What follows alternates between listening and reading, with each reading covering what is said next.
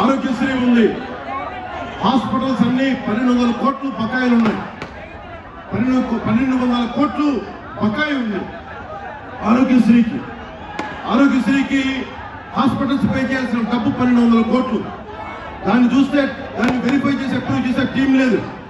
Surgical oncology, ఏదైనా cancer వచ్చి దాన్ని సర్జికల్ గా రిమూవ్ చేయాలంటే ఈ రోజు అలాంటి కేసులు 6000 పెండింగ్ ఉన్నాయి.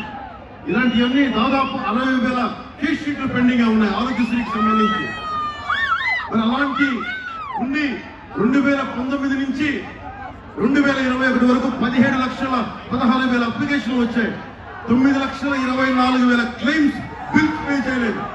ఆరోగ్యశ్రీ బిల్స్ లేట్ అవుతున్నాయి.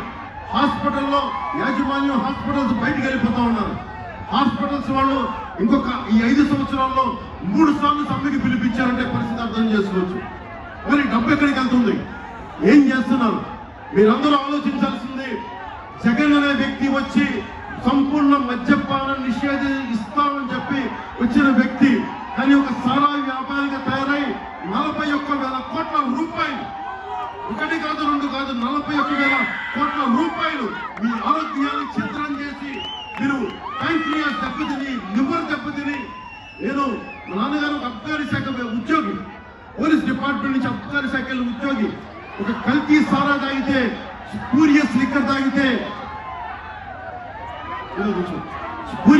తాగితే ఏ విధంగా ఆరోగ్యాలు చెడిపోతే చిన్నప్పుడు చూసిన వాడిని. అలాంటిది సాక్షాత్తు ముఖ్యమంత్రి మీరందరూ నమ్మి ఓటేశారు. మా జగన్ నమ్మి ఓటేశారు, నా అభిమానులు ఓటేశారు. అది నాకు ఇంకా బాధ అనిపించింది. ఆ రోజు నేను మొత్తుకున్నాను. ఆ రోజున వైఎస్ జగన్ నమ్మకండి, 2019లో చెప్పా, మీరు 10 మంది ఏడు చేసినకపోవచ్చు, ఓటేశారు. ఈ రోజున ముఖ్యంగా జగ్గంపేటకు వచ్చి ఈ రోజు చలమలశెట్టి సునీల్ ఈ రోజు వచ్చి ఎంపీగా తిరుగుతానంటున్నాడు. చలమలశెట్టి సునీల్ ఒకటే అడగండి,